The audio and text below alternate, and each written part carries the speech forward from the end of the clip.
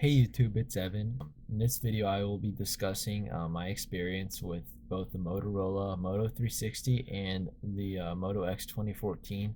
So I'm titling this video series Living in Motorola's Ecosystem.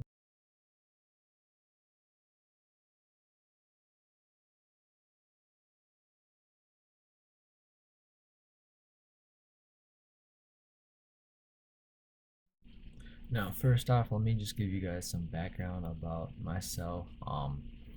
I'm coming from an S4 right now, Samsung Galaxy S4, as well as on my phone before that was an iPhone 4S, for what that's worth. So I purchased my Moto 360 in October, and I purchased my Moto X in January. So I'm gonna be talking about just basically how I test, what my average day is like going to class. I'm in college right now. I don't get that many emails. I have a few accounts, but I usually don't get more than 20 emails in a day with all my email accounts combined. And walk about 6,000 steps a day. I know I'm a bum. It's just this semester my classes are pretty close and I need to get to the gym and stuff, but yeah, not too active as far as that's concerned. What that's worth. But without any further ado, let's get right to it. So the Moto X initial design, it's coming from an S4, so it's gonna be it was much more premium looking and feeling. The plastic back, my first Moto X had a plastic back. I broke that, but that's I'll talk about that in a little bit. And the blue plastic bag, just like the blue the Nexus 6. I didn't really like the feel. It kind of just felt like an eggshell. It's kind of weird, but I just kind of thought it was like a little cheap and hollow feeling. But so I broke that, and I decided to go for a wood model. I went for the walnut finish, as you can see here.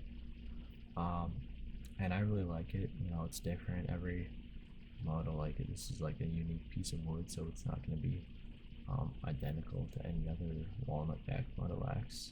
So I like it. I went for the green accents, you can see there, which also on the front, and you can see the IR ports, but or IR blazers, but you can't really IR LEDs, whatever you call them, but you can't really see them. The Moto Maker experience is pretty easy and straightforward, except like they kind of like hide. I didn't like how they hid the options to customize it.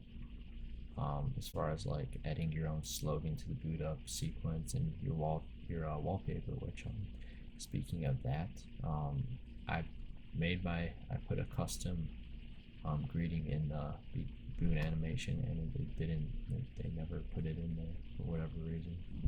Um, it wasn't there on my initial model, but then my replacement they didn't add it, so that's kind of weird. And the wallpaper in my initial one, when I chose custom wallpaper, it didn't come with that, but my replacement it did. So I don't know. You can just change the wallpaper afterwards, so it doesn't really matter. And then the Google account um, activation, I signed up with my Google account on Moto Maker, and I chose to do that on the phone, so it's supposed to have it already, but it did not. So whatever. I just don't. If you're watching this video before you buy a Moto X, don't waste your time doing that. Anyways, I'd like to talk about the display. The display. So coming from an S4, and I heard that the display technology would be was identical to the S4 generation of display panel. So I was a little bit bummed out. But once I saw it, it's nothing like the S4's display for the most part. It's much brighter, and it is actually quite a bit more saturated, which I was surprised because the S4 was pretty saturated itself, even in standard mode, and it was even if I put it in the most vivid mode or whatever it was called, it was the Moto X is still more colorful than the S4's display is. So that was interesting. Um, but it's not a bad thing. I don't know. I like it, especially with Lollipop, all the colors. It looks good, and it looks more like a Note 3. I think like what a lot of people don't realize is there's a big jump from the S4 display to the Note 3s. All the Note 3s I've seen have much better, um, brighter displays than the S4 did, and it looks pretty similar to the Note 3's panel, I guess. So maybe there is some truth to that. But yeah, it's definitely like I thought I was like not gonna like the display. I thought I was gonna be like, oh, it's not good enough, because I really am like keen on having a display that's sharp as well as like the most up to date display. But no, it's definitely a step up from the S4. Yeah, there is a problem though with burn-in. I have been experiencing some. Um, and that's kind of a bummer, but you really can't see it unless you're in a really low, unless you set the brightness super low. What I do to kind of reverse it sometimes is I use this app. It is called Screen Burn-In Tool, and you can just run that overnight, and that's what I do sometimes, and it'll just like flash you a series of colors, and you're supposed to like kind of undo the burn-in, and it says it's best used on new phone display. So it's a new phone, so I'm doing it. I'm not, it's kind of reversing it. It doesn't like do that much, but it's better than nothing. What I am noticing is in multitasking in the overview, you can kind of see like little like lines, where like the tops of the cards are, with like the shadows. So I just kind of thought that was fun.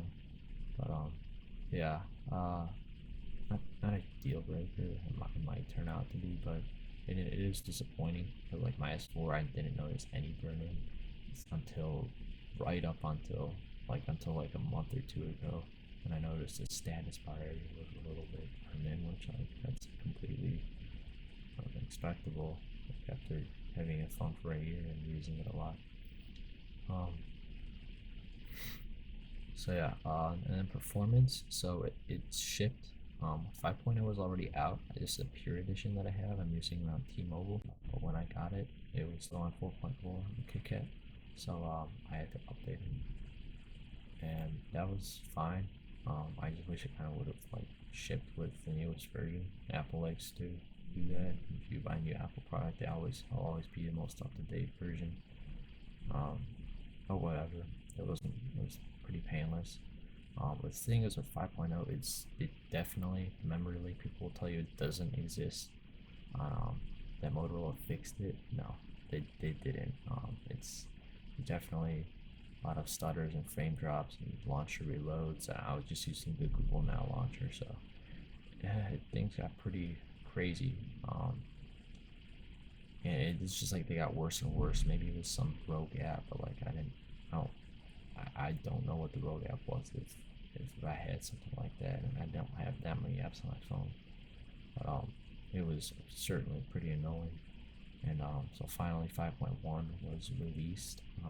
Just not sure if it ever went official, but I just flashed a soak test. I got tired of waiting. The memory leak was getting awful, and just worse and worse, even though I would reboot the phone, whatever. But that definitely fixed it. All the transitions are smooth. I found like one area where they wouldn't be smooth is like expanding a notification, kind of that like splash effect. Like with like where it would kind of like splashes out wherever you press your finger down. That would used to not be super smooth on 5.0. Now it's completely fine on 5.1, and for the most part, I don't think I've had a launcher reload yet. Google Now scrolling is sometimes slow, finicky, but other than that, like 5.1 has pretty much fixed all my performance complaints. Day-to-day use of the phone. Battery life has been better than my S4. It's good. My S4 has 2600 milliamp hour battery, and this 2300. It's safe to say the S4 probably degraded in battery performance. And I never got a new one, even though it was replaceable. But Motorola, it gets me through the day. Usually, I wish it was a little bit better, but um, it, it does its job, especially with GPS. The GPS train is not that high at all, which is a really good thing, because the next thing I want to talk about is this crazy GPS bug I just had yesterday. I was driving home from driving back to school from spring break, driving from home to school. I decided to take a different route just for the heck of it. And So I used the GPS, and it said I had 19 miles left to go on the highway for a while, and I was just kind of like listening to music, not really paying attention, because I just rely on the voice guidance. And then the next time I checked, like a half hour later, I'm like, what's going on? I know I should have checked before then, and it was stuck there. So I had added up literally 2 hours to my trip, and it's my school's only like an hour away. So that was pretty embarrassing and stupid on my part, but also like my phone. What the heck? I never had a problem like that at all. That was super strange. I don't know Google Maps. You're usually pretty reliable at a time. 5.1. I don't know. I hope that never happens again though. Moving on to the Moto 360. My initial impressions with it, I was blown away by its design and build quality. It's awesome. Um, People, I don't think it's too big. I don't have the biggest hands, but I mean, I like it. It's definitely pretty reasonably sized in my opinion. Um, you can only make a touchscreen device so small. Like, you still have to use this thing. Um, but yeah, at first it was super stable. It was on 4.4 W1, where one, whatever you call that, when I got it, and I didn't really have any of the problems that other people were having. I was made sure to be like careful with like charging it every night and everything, and it never really died on me before putting it on the charger until 4.4 W2. Battery life got a little spottier, and it got a little buggier too. I didn't really have any bugs at all before that update, and it was bugs such as like email syncing. So Gmail got the update to material design and added Outlook sync. Um, it was so it added multiple email account sync, and so I added my Microsoft Outlook account. And I don't know, they don't use push. I think they just use like they check for email every 30 minutes, or you set a setting. Um, and that's been really strange with my watch. It would my watch would buzz. I would look at it. There'd be nothing, absolutely like no new notification. And it would buzz like 2 seconds later, and there would be the email, and the email would be like from 4 hours ago. So I just stopped using Outlook on my phone. I will I'll have to test again. I stopped using Gmail for Outlook syncing, and I'll have to look into it again to see if there's any these issues persist. But it was super annoying, and I just like it kind of made me like lose like my trust in the watch. Like every time it would buzz, like it would be something important, an important notification, but I would just start to ignore it. And that's not really like the point of having an Android and a smartwatch. It's supposed to be quick, easy, and reliable, but it really wasn't after from that update forward.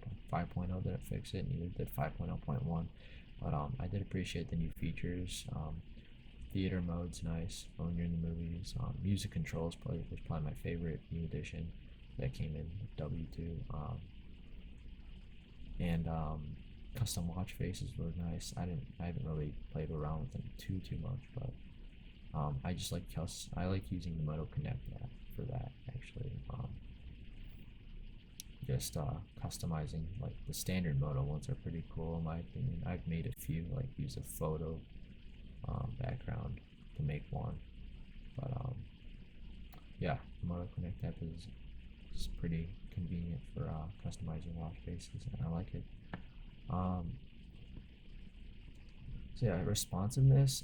So it was super responsive. I didn't used to use it on ambient mode, but now I do, and I recommend like it's a day and night difference. And again, my battery will still last me through the day, um, with it on, and it's just like it acts like a normal watch. Without ambient mode, it has to be a very deliberate gesture, um, like that, like checking the time.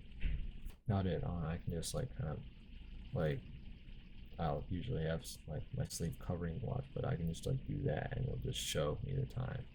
I don't know if you can see that at all, but probably can't. And it's off, but yeah, and it would show the time. Like I wouldn't have to like make any effort at all.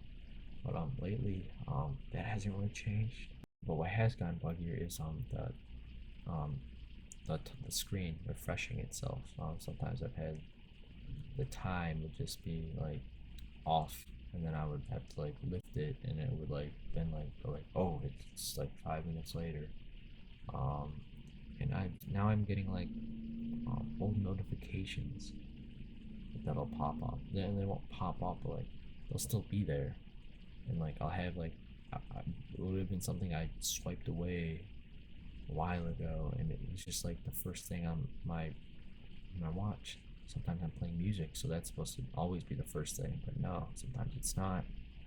Same with maps. So the navigation is supposed to be first thing, but just yesterday it wasn't. Pandora's been buggy with it too. If I resume Pandora, I think after a while, if I'd like use it and then stop listening for an hour, pause the station, and then go back to it an hour later, it'll just be like have no information. It'll just say like Pandora on the thing, on the watch face, and it won't have any artist information or song information, and there might be no controls either. But I'll make an annotation if that's wrong. I'm sorry, I just don't remember that right now. Anyways, miscellaneous things. So as far as like using the two devices together, something awesome is smart lock. So if you don't know what that is, um, this is smart lock. My phone has a pattern lock, but since I'm wearing my watch, I just unlock it like that, and it's like not having a passcode. But if someone took my phone, if someone stole my phone, they would see my pattern. They wouldn't be able to unlock it without my pattern, which is awesome. It's like wearing a key to your phone at all times. It's great, and that's also how I know when my watch is dead, when it asks for my pattern, or if I forgot to put on my watch, or whatever, or if there's some random bug where it's just Android Wear is just not connecting, which sometimes happens. Sometimes it takes a while on the first boot of either the watch or the phone. Um, Sometimes they take a while to connect to each other.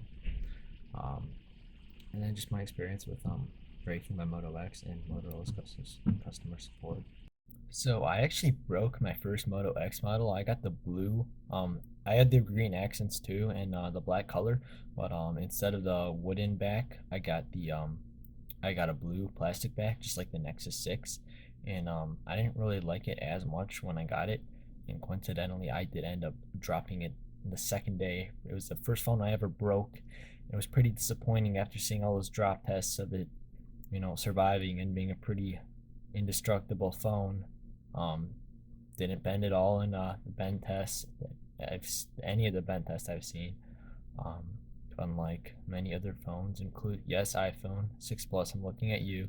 Um, but yeah, it shattered. And I had to wait a while for a replacement.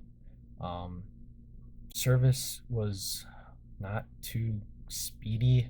Motorola claimed it was struggling with It was around. It was just after the holiday season, so that's what they cited as reason for being slow. But it was like two. I had to go 2 weeks with literally the worst phone I've ever had in my life. This like my first phone was better than this. But yeah, Samsung. I don't even know what it was called, a Samsung something, but feature phone, like you had to no texting keypad, no nothing, and I had to use it for 2 weeks. Motorola does have an option where if you have enough money on your credit card, um, $500, I believe, they can put a hold on it, or it's 150, I forget.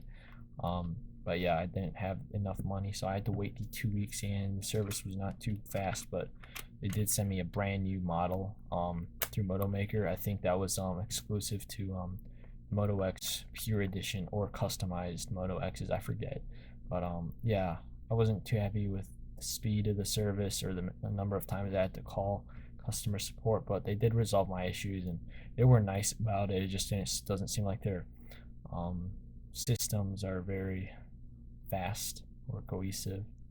Um, but yeah, um, I still love the phone. Love my wooden back. Um, love my Moto 360. Sure, it'll both devices will continue to be updated um, for the foreseeable future, and I'm looking forward to what Motorola has in store for us next. Um, so I've been Evan. Hope you guys enjoyed this video. Really appreciate it if you guys would share this video. It just takes a second. Google Plus, Facebook, Twitter. Don't have to use them all. Just one. I really appreciate it. I'm trying to grow my channel. As you can see, as you probably know, I'm just starting. And I'd like to get big like the other guys. Um, so I can afford to buy higher end equipment to do my reviews, buy new devices to review for you guys. Um, because I just love tech and it's something I want to do. Thank you guys for watching, and I'll catch you guys in the next video.